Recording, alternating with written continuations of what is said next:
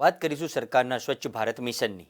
સ્વચ્છ ભારત મિશન એ સરકારની નીતિ મહત્વના એજન્ડામાં આવતું હોય, પરંતુ છોટાઉદેપુર નગરમાં કચરો ઉઘરાવતી ગાડીઓનું જેનું સંચાલન નગરપાલિકા કરે છે, પરંતુ સગર ડસ્ટબિનના વાનમાં અરજી ભારતના નિર્માણ કરવાનું છે તેવા ગીત વગાડવામાં આવે છે, પરંતુ સ્પીકર ચાલતા નથી અને પ્રજાને સંભળાતું નથી. ગાડી આવે તો ચાલકો દ્વારા માત્ર હોર્ન વગાડવામાં આવે છે, તો ઘરનો ગંદો કચરો ડસ્ટબિન વાનમાં કેવી રીતે નાખવો, જે બાબતે પ્રજા ફરિયાદ કરી રહી છે.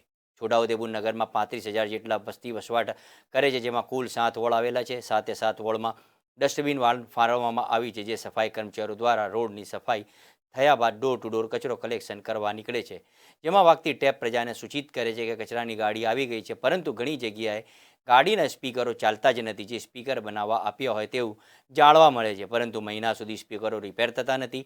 વોર્ડ નંબર 6માં ફરતી ડસ્ટબિન વાનનું મહિના ઉપરાંતથી સ્પીકર ચાલતું ન હોય તેવી ફરિયાદ પ્રજા કરી રહી છે. લોકો જણાવે છે કે ગાડી આવે ત્યારે માત્ર હોર્ન વગાડવામાં આવે છે, જેથી અસંખ્ય વાહનો મુખ્ય માર્ગ પરથી પસાર થતા હોય ગૃહિણી અને ડિસ્ટર્બ વાનનો ખ્યાલ આવતો નથી, જેથી કચરો રોડ પર જ ઠાલવતો જોવા મળી રહ્યો છે. આ બાબતે તંત્ર દ્વારા વાનના સ્પીકરો રિપેર કરવા આવે તેવી સ્થાનિકોની માંગ ઉઠી રહી છે.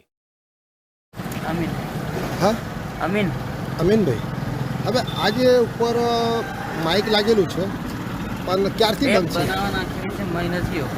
ટેપ બનાવવા નાખ્યું છે. આ મહિનો તો હું એક અઠવાડિયા પહેલાં પણ સાંભળ્યું હતું આવું. એટલે ટેપ બનાવવા પરમ નાખ્યું દિવસ જ મેં જઈને આવ્યો તો હજુ બનવી નહીં એવું કીધું. એવું છે. એટલે એ જે ટેપ બનાવવા નાખી છે એ ટેપ કોના ખર્ચે બની છે? એ તો આપણને નહીં ખબર છે. એટલે ટેપ તમે ખોલીને આપી હતી બનાવવા?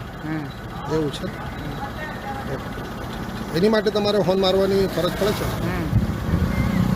શું નામ તમારું? અમીન અમીનભાઈ કેવા? રાઠવા.